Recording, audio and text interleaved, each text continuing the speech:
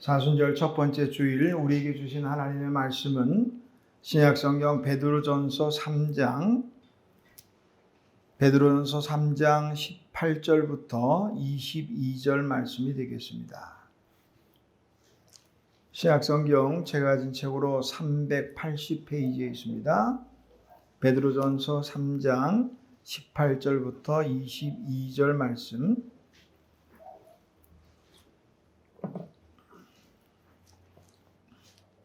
찾은 줄 알고 오늘 우리에게 주시는 하나님의 기록된 계시의 말씀을 제가 봉독합니다.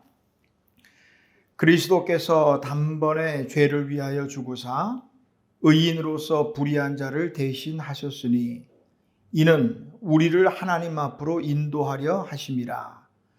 육체로는 죽임을 당하시고 영으로는 살리심을 받으셨으니 그가 또한 영으로 가서 옥에 있는 영들에게 선포하시니라.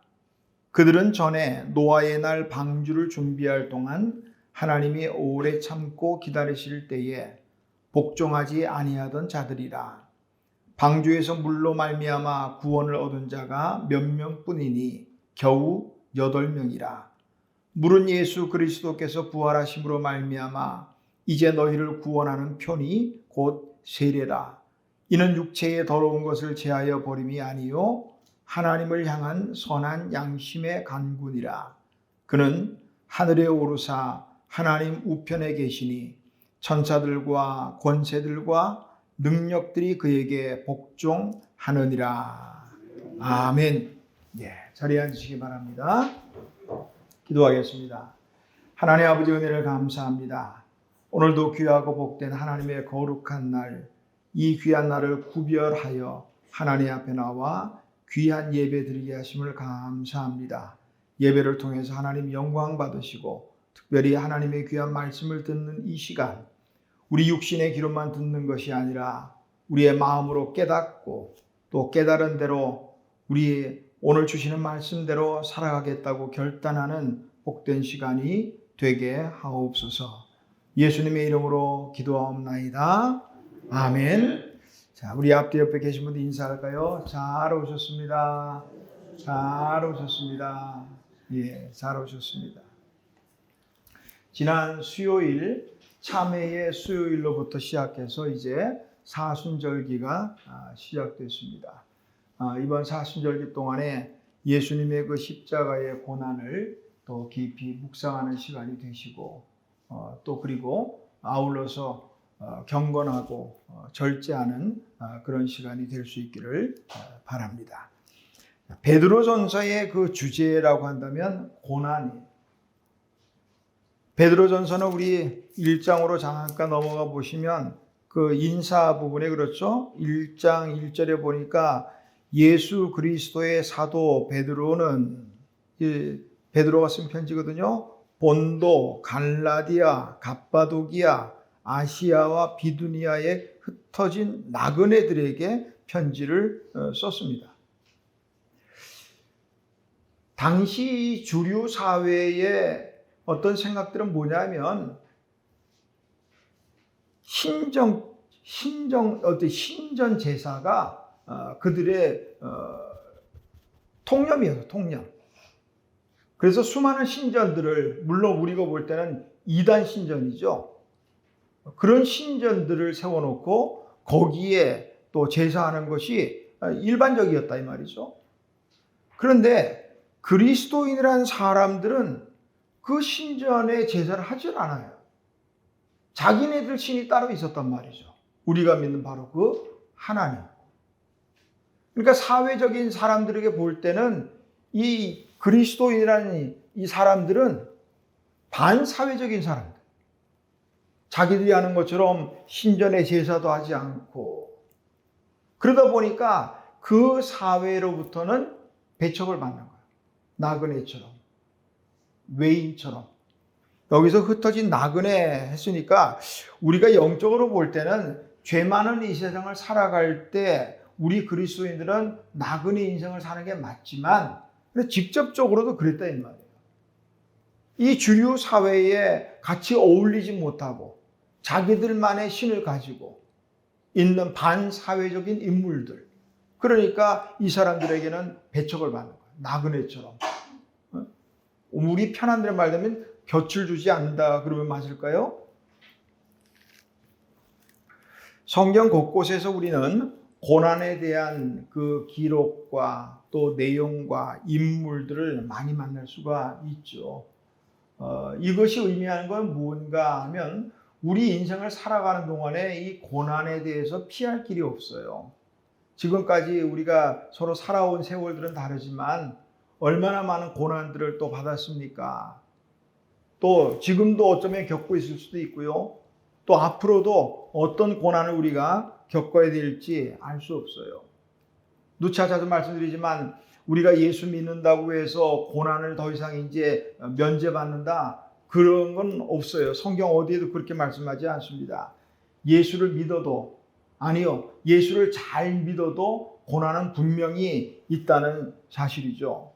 자, 그런 분명한 예가 사도 바울이 데살로니가 교회에 쓴 편지 보면 데살로니가 교회에 이런 내용을 쓰고 있어요. 데살로니가 후서 1장 3절에서 5절 보니까 형제들아 우리가 너희를 위하여 항상 하나님께 감사할지니 이것이 당연함은 너희의 믿음이 더욱 자라고 너희가 다 각기 서로 사랑함이 풍성함이니. 사도 바울 일행이 데살로니가 교회를 생각할 때마다 항상 감사한 게 당연하다. 왜? 믿음이 더욱 자라고 서로 사랑하고. 이게 됐잖아요. 그 다음에 이어지는 말씀이 이거예요. 그러므로 너희가 견디고 있는 모든 박해와 환난 중에서 이렇게 나와요. 데살로니가 교회가 대단한 것은 칭찬받을 만한 이유가 있는 것은 많은 박해와 환난이 있음에도 불구하고 믿음이 더욱 자라고 서로 사랑하더라 이 말이에요. 그러니까 바울이 그 데살로니가 교회 생각하니까 항상 감사하게 돼요. 당연하다 이 말이죠. 그런데 5절 말씀 끝에 보면 너희가 그 나라를 위하여 또한 고난을 받으리라. 하나님의 사람들은 하나님의 나라를 위해서 고난을 받게 된다. 이 말씀이에요. 우리 흔히 하는 말 가운데 피할 수 없으면 즐겨라. 그런 말이 있더라고요. 어떤 인생에도 고난을 피할 수 없어요. 그러다고 고난을 그거 쉽지 않아. 그거는 참 안 될 것 같아요. 고난을 즐길 수 없겠지만 피할 수 없다면 어떻게 할 것인가? 사람의 그 삶의 어떤 결과는요, 어떤 일을 만났을 때 그 일에 대처하는 자세 혹은 태도, 반응, 이게 중요하다. 우리가 고난을 받을 때요, 어떤 사람들은 왜? 라고 자꾸 원망하고 불평합니다. 왜? 우리 같은 경우는 얼마든지 더 할 수 있죠. 내가 이렇게 신앙생활 잘하는데, 잘하는지 못하는지 모르겠습니다만은 스스로 생각하기를 잘하는데 왜 이런 고난이? 근데 그렇게 불평하고 원망해가지고 그 삶이 나아지느냐? 그건 아니더라. 어차피 피할 수 없는 고난이지만 그 고난을 어떻게 대처할까? 그 고난에 맞닥뜨려 싸우든지 아니면 넘을 수 있으면 넘든지 이 대처하는 방법에 따라서 우리의 삶의 결과는 달라진다는 거예요. 고난을 받을 때 그러나 우리가 한 가지 꼭 기억해야 될 것은요. 고난은 잠깐이라는 거예요. 이 제 말이 아니고 성경의 말씀이에요. 하나님이 그렇게 말씀해요. 베드로전서 5장 10절에 보면 하나님은 베드로를 통해서 이렇게 말씀하셔요. 모든 은혜의 하나님 곧 그리스도 안에서 너희를 부르사 자기의 영원한 영광에 들어가게 하신 이가 잠깐 고난을 당한 너희를 친히 온전하게 하시며 잠깐 당했다는 거예요. 우리 고난을 당할 때 고난이 언제까지 갈 거라고 그거 생각하니까 더 실망하고 낙심하는 잠깐이에요. 성경은 그렇게 말해요. 잠깐 고난을 당하는데 잠깐 고난을 당한 너희를 온전하게 하시며 굳건하게 하시며 강하게 하시며 털을 견고하게 하시리라. 잠깐 고난은 이후에는 보니까 온전하고 굳건하고 강하고 견고하게 만드신다. 이런 사실. 어떻게 보면 수지 맞잖아요. 잠깐 고난 당하면 온전하게 되고 굳건하게 되고 강하게 되고 이렇게 되면 감사할 일이죠. 오히려 사람이 당하는 고난은 우리가 그 끝을 알 수 없는 것 같은 그런 것 때문에 두렵고 힘들어하지만 그리 오래 계속되지 않아요. 하나님 말씀하세요. 잠깐이라고. 잠깐이다. 주님을 십자가를 생각하면서 또한 우리가 겪는 고난도 함께 또 생각해보는 시간이 되기를 바랍니다. 베드로는 이 베드로 전서를 통해서 고난받고 있는 교회들을 향해서 고난의 의미와 또 고난의 유익에 대해서 권면하고 있습니다. 그 모든 고난의 이유를 또한 그리스도의 고난과 함께 생각하고 있어요. 사도 베드로는 우리 앞으로 한 장 넘어가시면 베드로전서 2장 20절의 말씀이죠. 이렇게 말해요. 죄가 있어 매를 맞고 참으면 무슨 칭찬이 있으리요. 우리가 받는 고난을 좀 분별할 수 있어야겠어요. 우리가 고난받으면 그 고난이 무엇을 인한 고난인가? 왜 이런 고난이 있는가? 이 고난이 어디로부터 왔는가? 좀 분별할 필요가 있겠단 말이에요.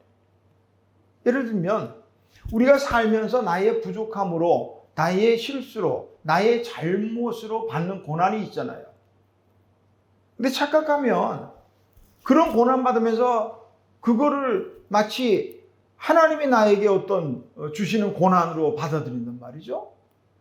자기가 잘못하고서. 우리가 아주 그냥 편하게 생각하자고요. 사기치고 감옥에 들어앉아가지고 성경 펴들고 앉아서 하나님이 왜 이런 고난을, 이거 우습지 않아요?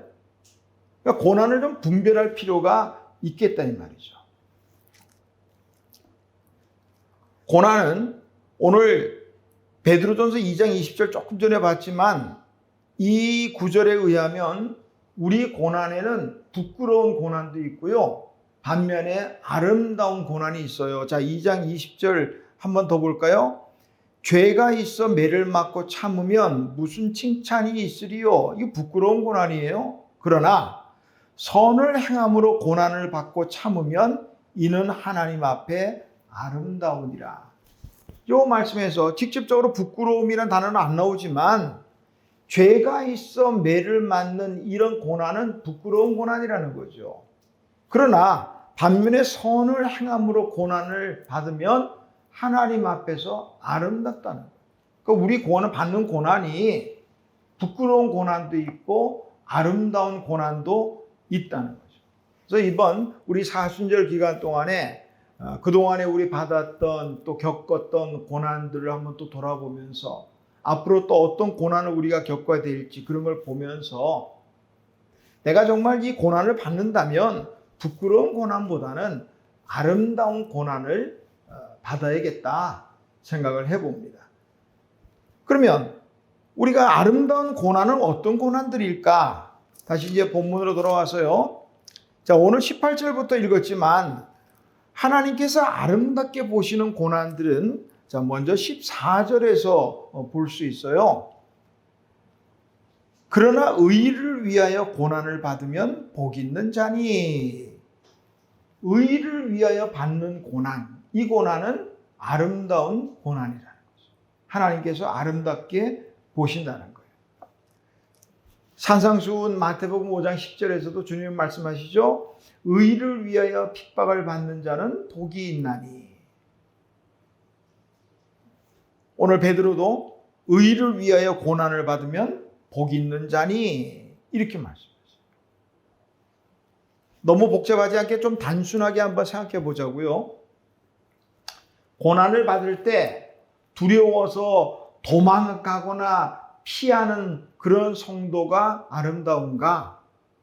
아니면 고난에 대해서 과감하게 뛰어넘거나 아니면 온몸으로 받아들이는, 때로는 아프고 힘들지만 그런 성도가 아름다운가? 단순하게 생각해 보자고요. 어쩌면 베드로가 이 편지를 쓸 때 자신의 그 아픔을, 부끄러움을 생각하고 쓴 것은 아닐까, 그런 생각도 해봅니다. 우리가 아는 것처럼 예수님이 잡히시던 그날 밤 베드로는 자기에게 미칠 그 고난을, 그 고난 때문에 어떻게 했어요? 3번씩이나 예수님을, 나는 저 사람은 모른다. 마지막 3번째는 확실하게 하기 위해서 저주하며 부인했다 그랬거든요. 그 닥칠 고난을, 그것 때문에, 그게 두려워서, 그 모습은 아마 스스로가 생각해도 정말 생각할 때마다 부끄럽고 그랬을 것 같아요. 물론 베드로는 거기서 끝나지 않았죠. 철저하게 회개하잖아요.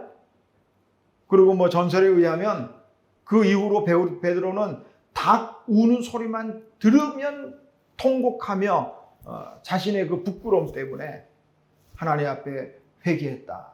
뭐 그렇게 얘기합니다. 오순절 다락방에서 성령 충만함을 받고 나니까 아름다운 이 모습으로 바뀌게 되죠.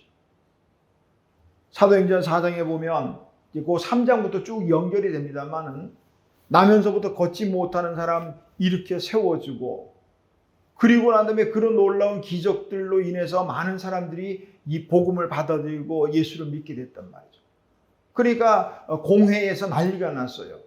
예수라는 거 없앴더니 그 제자라는 것들이 또 난리를 부리니까, 그래서 베드로, 요한을 끌어다가 붙잡았다가 신문을 해봐도 죄목을 찾을 길이 없으니까 놓아줍니다. 놓아주면서 다시는 복음으로 말하지 마라. 그렇게 입을 딱 다물 것을 말하면서 그렇게 놓아줄 때 베드로가 말합니다. 하나님 앞에서 너희 말 듣는 것과 또 하나님의 말씀을 듣는 것, 어느 것이 옳은가 판단하라. 우리는 보고 들은 것을 말하지 않을 수 없다. 의를 위해서는. 이렇게 바뀌는 거예요. 아름다운 고난이라는 거죠. 아름다운 고난, 하나님께서 보시는 아름다운 고난은 어떤 것인가? 또 16절에 보니까 선한 양심을 가지라.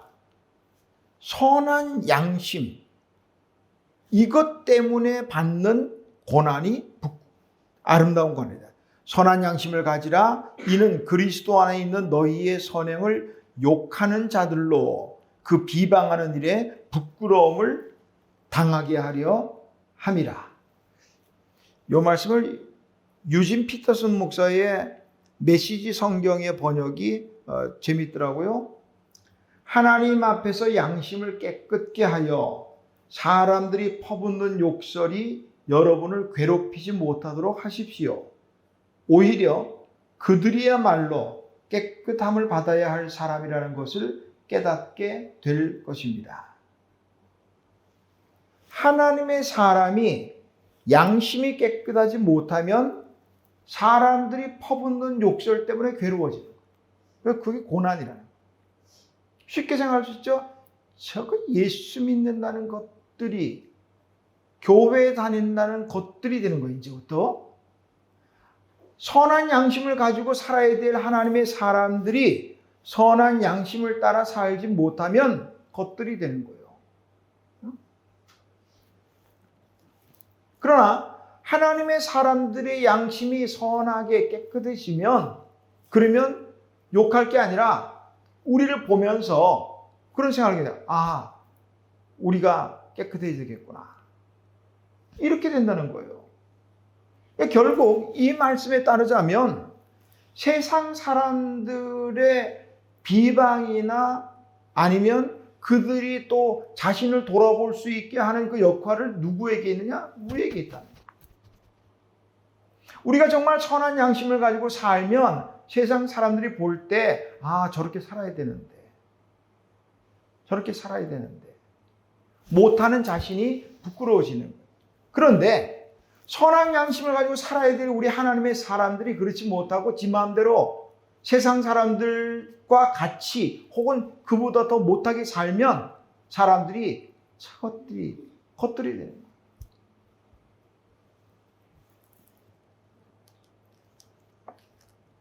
이 구절을 따르자면 세상 사람들의 그 양심에 대한 바로미터는 누구냐? 바로 우리다. 그런 생각을 해보게 됩니다. 제가 사순절이라 이 칼날을 맞추기 위해서 보라색 와이셔츠 입었더니 다들 예쁘다 그러시네요. 그러면서 무슨 생각이 들어요. 저는 미안하지만 거울도 한 번은 오늘 안 나와서 예쁜지 안 예쁜지 모르겠는데 문득 그 생각이 들었어요. 구약의 나실인들의 모습을 보면서 사람들이 그랬을 거란 말이죠. 나실인들은 나면서부터 머리를 길게 하고 안 자르잖아요. 그러고 다니면서 그 나실인이 지나가는 모습을 보면 왜 그렇게 했느냐? 백성들이 나실인을 보면서 하나님의 말씀과 정결함을 생각하게 된다. 세상 사람들이 악하고 세상이 그렇게 추해도 우리 선한 양심을 가진 하나님의 사람들을 봄으로써 세상을 이렇게 하면 안 된다. 더 이상 이러면 안 된다. 저들처럼 우리도 살아야겠구나. 그런데 이런 데는 고난이 따른다는 거예요. 사람들 그렇잖아요. 자꾸 누군가 자기가 잘못하면 공범을 만들기를 원해요. 자기 혼자 욕먹는 건 싫거든. 그러니까 선한 양심을 살아도 비방하는 거예요. 그러나 그 고난을 우리가 견디고 그럼에도 불구하고 선한 양심을 가지고 살면 그 비방이 오히려 스스로를 깨닫게 하는 것으로 바뀌어질 수 있다. 이런 말씀. 우리 신앙의 양심을 한번 돌아보자고요. 제가 신앙의 이 말씀을 준비하면서 문득 웃긴 생각 하나 했어요. 제가 이제 혈압이 좀 있어서 혈압약을 먹습니다. 근데 혈압들 이제 재면은 보통 보면 뭐 정상 그러면 120에 뭐 90, 80 이런 정상 이렇게 말하죠. 우리 양심도 좀 혈압처럼 수치로 나타날 수 있으면 어떻게 될까? 그런 생각을 한번 해봤어요. 어때요? 한번 우리 선한 양심을 혈압처럼 수치로 이렇게 딱 맥박을 재면은 딱 나온다고 하면 어떻게 될까요? 우리 살 수 있을까 모르겠어. 신앙생활 아예 포기를 해버리든지 그러지 않을까 싶어요. 바울이 믿음의 아들 디모데에게 쓴 편지 가운데 이런 내용이 나와요. 디모데전서 1장 18절에서 19절인데요. 아들 디모데야, 내가 네게 이 교훈으로서 명하노니 전에 너를 지도한 예언을 따라 그것으로 선한 싸움을 싸우며 믿음과 착한 양심을 가지라. 어떤 이들은 이 양심을 버렸고 그 믿음에 관하여는 파선하였느니라. 양심을 버린 결과는 파선. 현대인의 성경은 믿음을 완전히 잃어버렸다. 이렇게 표현했어요. 그리스도인이 신앙의 양심을 버리는 순간 믿음마저 사라진다는 거예요. 그러면서 바울은 말합니다. 그 부끄러운 사람들의 이름을 직접 말해요. 후메네오와 알렉산더. 그런 일들이 후메네오와 알렉산더에게만 일어날 것이라고 생각하지 마십시오. 어쩌면 우리의 이름도 거기에 들어갈 수 있다는 거예요. 아름다운 하나님 보시기에 아름다운 고난은 또 어떤 고난일까? 오늘 17절 말씀 보니까 선을 행함으로 고난받는 것. 그게 하나님의 뜻이래요 또.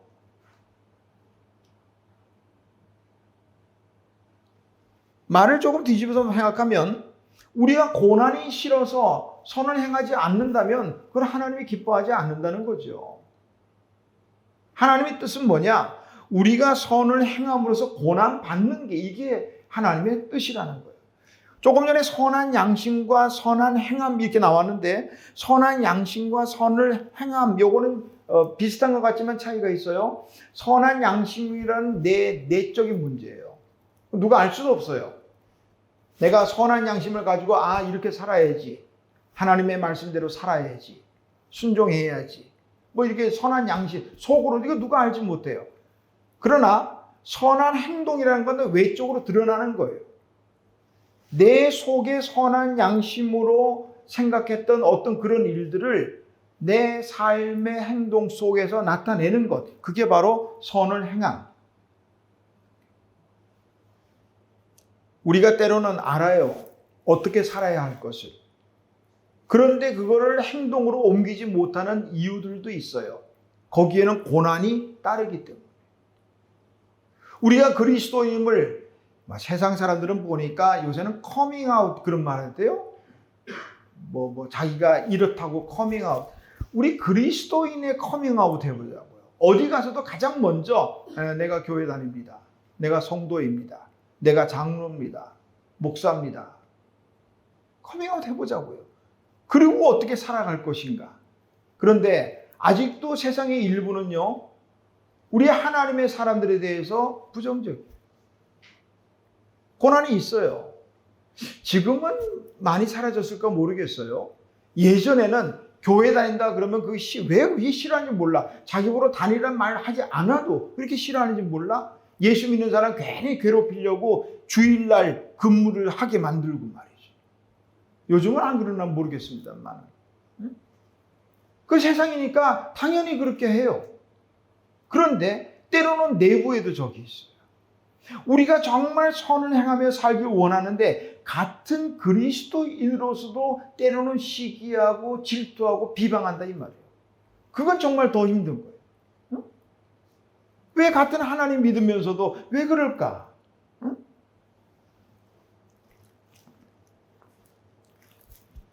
그러나 우리가 분명히 기억할 것은 하나님은 그런 고난을 당한다고 하더라도 그 고난 때문에 치워 죽거나 하지도 않도록 하나님께서 건져주신다는 거예요. 응? 우리는 이미 성경 속에 나오는 많은 이들을 통해서 우리가 볼 수 있잖아요. 사자굴에 던져진 다니엘. 하나님이 사자들 물려 죽도록 버려두지 않았어요. 사자들이 입을 탁 막고 계셨단 말이에요.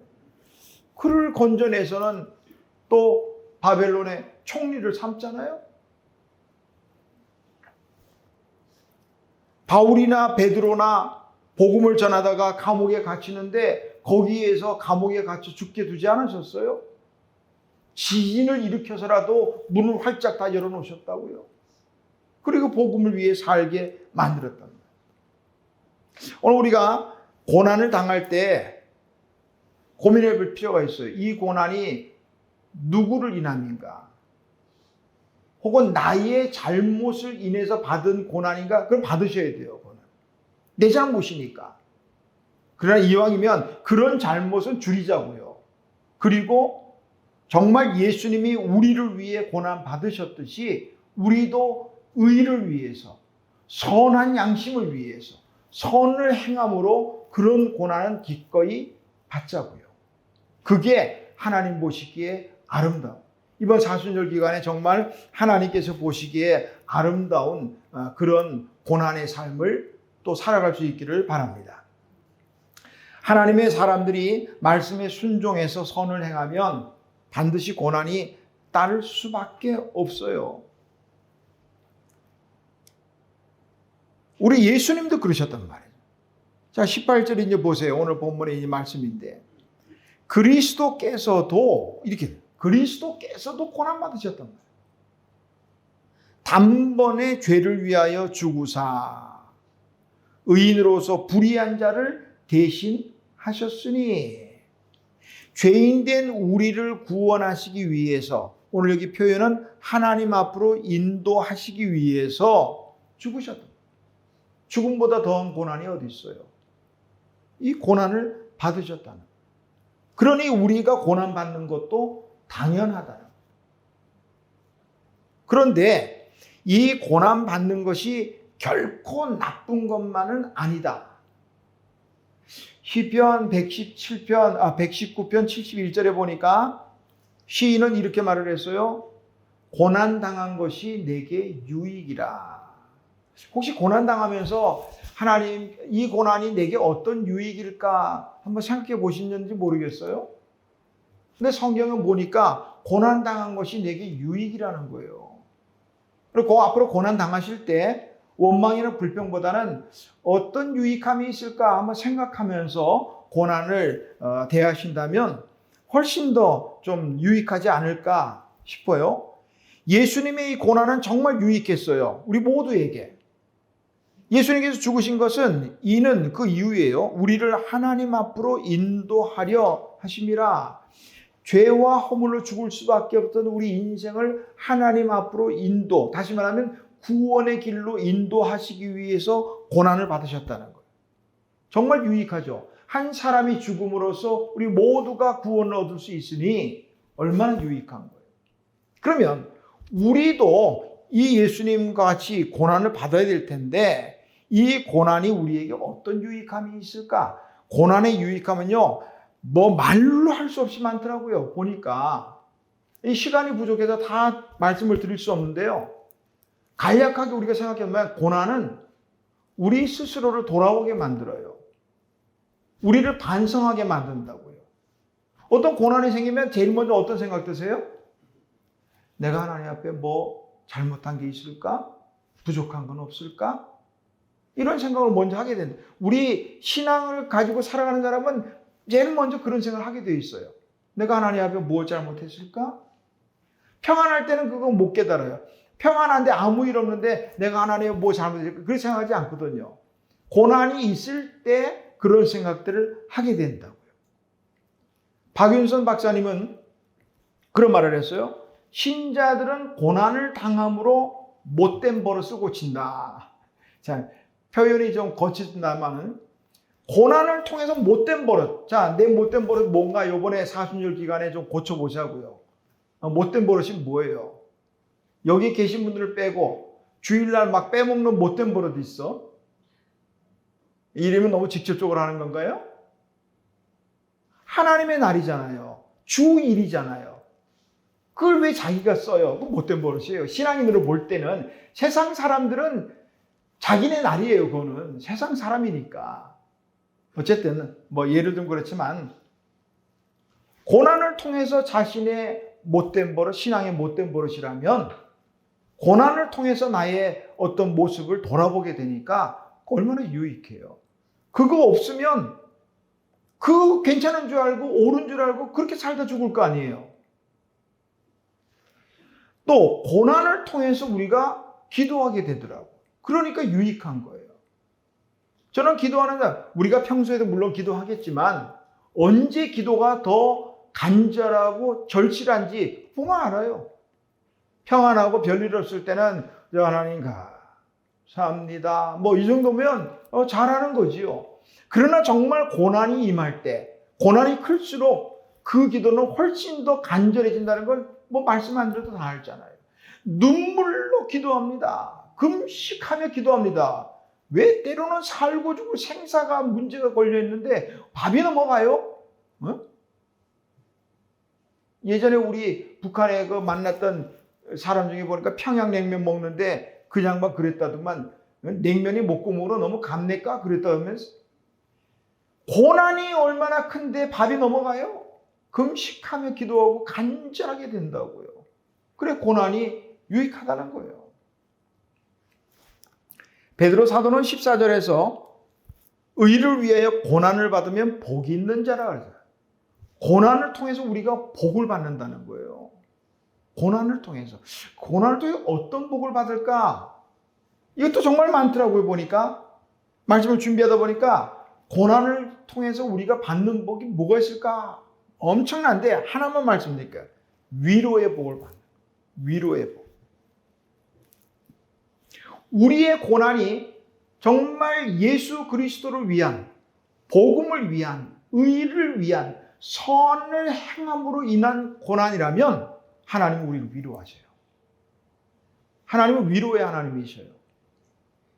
하나님은 우리가 잘할 때만 위로가 아니라 때로는 잘 못해도 위로하시는 분이에요. 이사야 66장 13절에 보니까 하나님께서 이사야 선지자를 통해서 이렇게 말씀하셔요. 어미가 자식을 위로함 같이 내가 너희를 위로할 것인즉 너희가 예루살렘에서 위로를 받으리라. 이스라엘 백성들이 망한 이유가 뭐예요?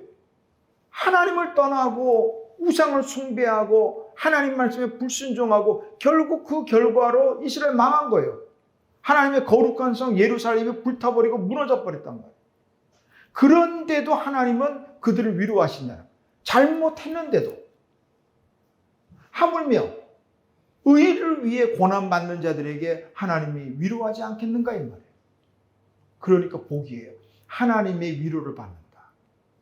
우리 때로 사랑하는 이가 돌아가시고 그러면은 우리 다른 위로 뭐가 있어요?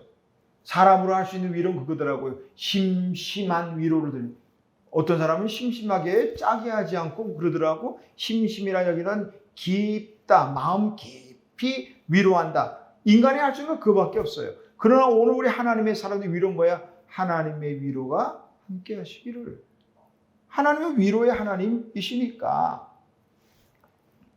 오늘 우리 귀에 익숙한 말씀 하나 소개합니다. 오직 의인은 믿음으로 말미암아 살리라. 이 말씀은 도대체 어디에 잘 쓰는 말씀일까? 보면은 척하고 벌써 종교개혁주의를 생각하는 분도 있을지도 모르겠어요. 이 말씀은 종교개혁주의를 위해서 주신 말씀은 아니에요. 오늘 하나님의 사람들이 수많은 고난과 어려움을 당하지만 그 고난을 극복하고 믿음으로 이기라 이 말이에요. 꼭 종교개혁주의만 붙잡는 말씀이 아니라 모세는 쫓기는 몸이었지만 그 고난을 통해서 이스라엘의 지도자가 됩니다. 요셉은 고난의 웅덩이에서 허우적거렸지만 고난의 학교를 거쳐서 애굽의 총리가 되고요. 영국 BBC가 선정한 영국에서 가장 사랑받는 시인 누구냐? 존 밀턴이라는 시인. 42세 되던 해에 한쪽 눈이 실명이 됐어요. 보이지 않는 거예요. 그의 고난은 거기서 끝나지 않았고요. 그 다음에 43세 된 1년 뒤에 나머지 한쪽 눈마저 실명하게 됩니다. 더 이상 볼 수가 없는 거예요. 사람이 처음부터 못 보면 여러 가지 방법도 있고 대처도 할 수 있겠지만 중도 실명되면요 정말 불편해요. 중도에 실명되면 어떻게 할 수가, 한 세기를 잃어버린 거예요 이거죠. 시인이 글을 써야 되는데 어떻게 쓸 거예요? 그런 중에도 그는 글을 썼어요. 물론 대필이지만 불러주고 받아 썼지만 육신의 눈을 잃은 대신에 그는 신령한 눈을 뜨게 됐습니다. 그리고 쓴 책이 뭐냐? 신라곤이라는 불후의 명작을 남겼다.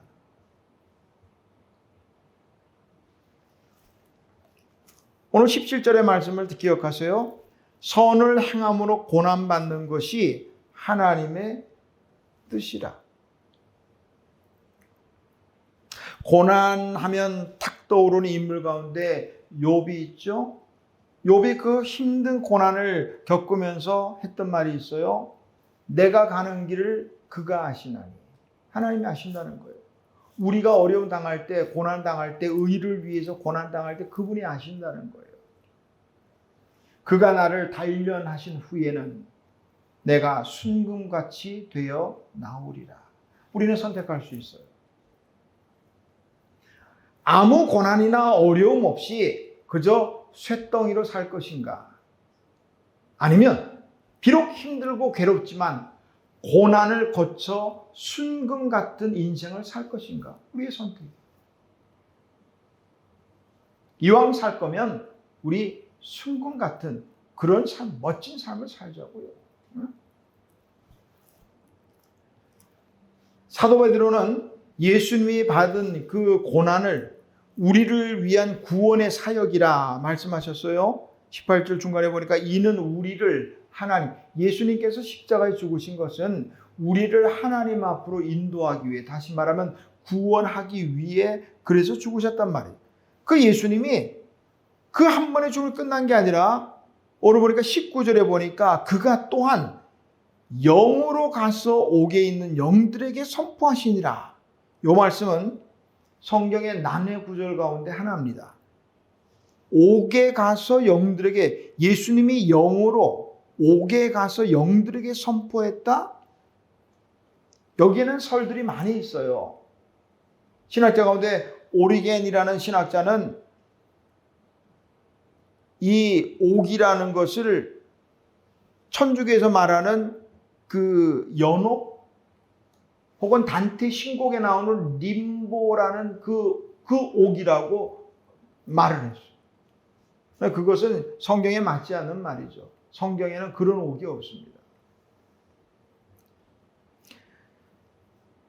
제롬이나 혹은 어거스틴, 또 이런 신학자들은 20절부터 나오는 요 말씀을 토대로 예수님께서 영으로 노아의 그 시대에 그때에 믿지 않고 죽은 그 영혼들에게도 복음을 전하셨다. 이렇게 받아들였고 그것을 많은 신학자들은 지지합니다.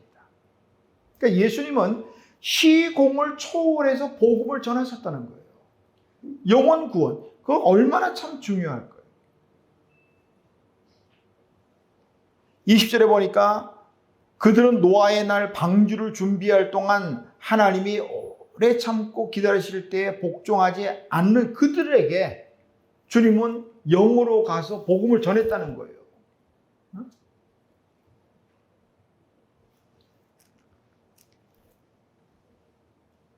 하나님은 하나님의 속성 가운데 하나는 오래 참으시는 거예요. 우리가 많이 듣고 잘 알지만 한 영혼이 회개하고 돌아오기를 1000년을 하루같이 기다리신 하나님. 오늘 여기도 보세요. 노아의 방주를 짓는 그 시기는 사실은 방주라는 거대한 어떤 보이는 실체를 통해서 회개의 시간, 회개를 촉구하는 거예요. 이제 비가 온다. 하나님이 이제 홍수로 물로 심판하실 것이니 이제는 회개하고 하나님께로 돌아오라. 방주를 타야 한다. 이 말씀을 하고 있는 거예요. 대략 노아의 방주를 지은 시기를 120년을 봅니다. 영원하신 하나님에게 볼 때 120년은 사실 시간이 아니에요. 그러나 오늘 우리 인생에게 있어서 120년은 대단히 긴 시간이죠. 그리고 그때 말씀 보면은 그때부터 하나님은 인생의 나이를 연한을 120세로 정하셨다. 우리 120세까지 살아야 돼요. 연세 7, 80 넘으신 분들이 이제 작정하세요. 120세까지 살아야 돼요. 하나님이 그렇게 정하셨다니까.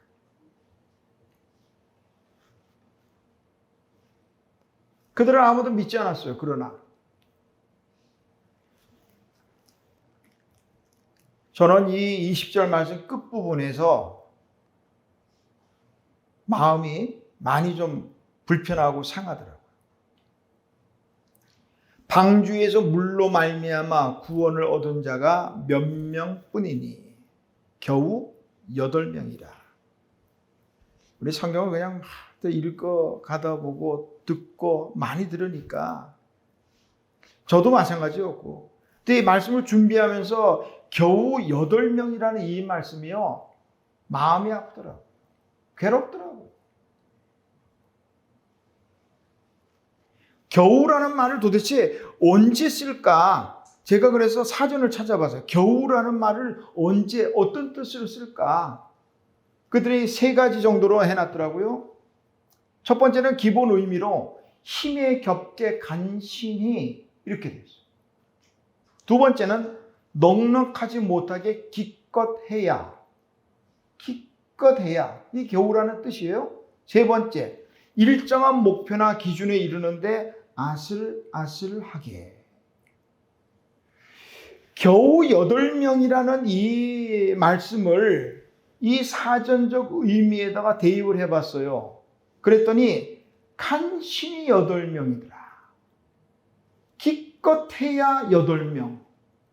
아슬아슬하게 8명밖에 구원받지 못했다는 거예요. 노아 당시의 인구는 얼마나 됐을까요? 당시에는 생육하고 번성하는 시대예요. 요즘은 결혼도 막 늦게 하는 시대지만 당시에는 생육하고 번성하는 시대. 자, 계산 한번 해보세요. 야곱 때 애굽에 들어간 인원이 가족이 70명이에요. 그리고 430년이 지나서 출애굽한 다음에 첫 번째 인구를 개수했더니 장정만, 전쟁에 나갈 수 있는 장정만 60만 명 정도 됐어요. 거기에 어린아이, 노인, 여자 다 합치면 적어도 250에서 300만 명이 돼요. 430년 동안. 그 기준으로 계산을 해본다면 학자들은 그래요. 소극적으로 계산해도, 그러니까 아주 작게 잡아도 20억 명은 될 것이다. 20억 명은 될 것이다.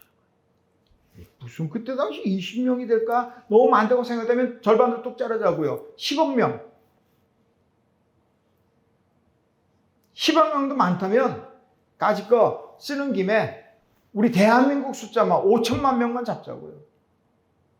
그 가운데 몇 명이요? 8명. 마음이 많이 불편해지신가요? 불편해져야 돼요.